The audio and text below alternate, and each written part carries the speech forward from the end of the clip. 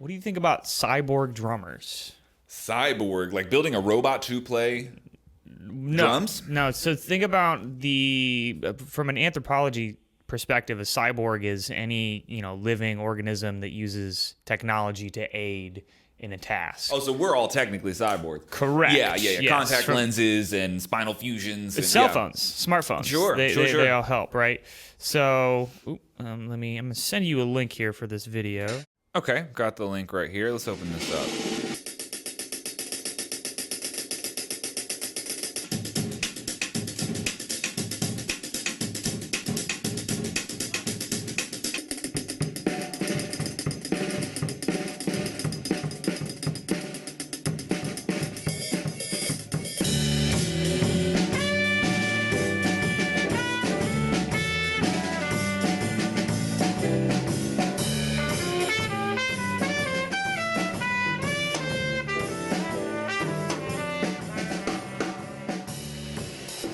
It's sick. I mean, really cool. This guy also, he doesn't have a hand or an arm on that hand, right? Yeah. Yeah. So this is Jason Barnes. Okay. And Jason lost the lower half of his right arm in about 2012 after, he got in an accident. And then he approached the Atlanta Institute of Music and Media.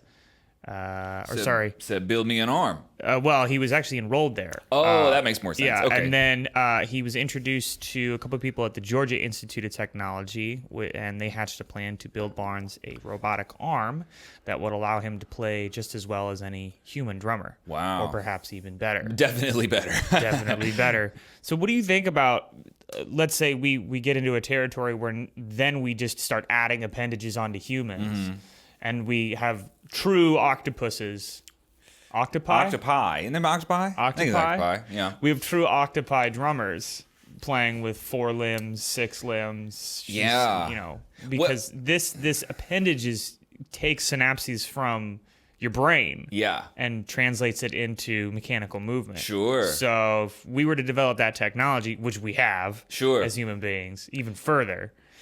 I think it definitely gets well into the technological, like, ethics. Did I say technological? Technological ethics. There's definitely something a little weird there, because you might run into the problem of, like, a drummer who physically can't play anything, but like their mind is developed, so they do understand like rhythmic concepts, and their brain can execute them, but their body cannot, because they never learned how to do that, because they have robot arms, right? Or they use a machine to do that sort of thing. This would not be too far off from someone who is very good at programming drums, and they can write advanced drum parts. So mentally, they have the capacity to understand high-level rhythmic execution, but the execution part they can't do with their body. They have to use a machine or a computer to do that. And there's definitely some interesting ethical discussions to be had there.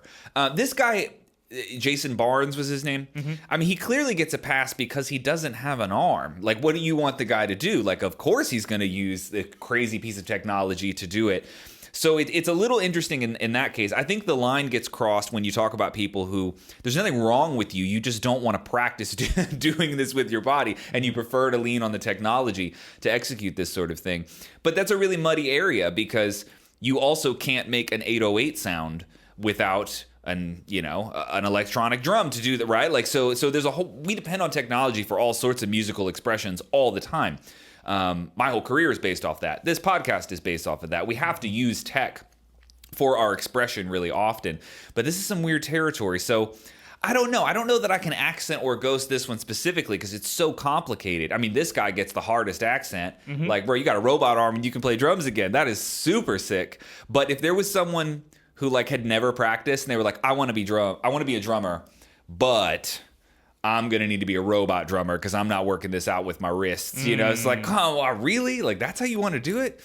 It's a little strange, but I will accent the technology because it's just fascinating, Yeah.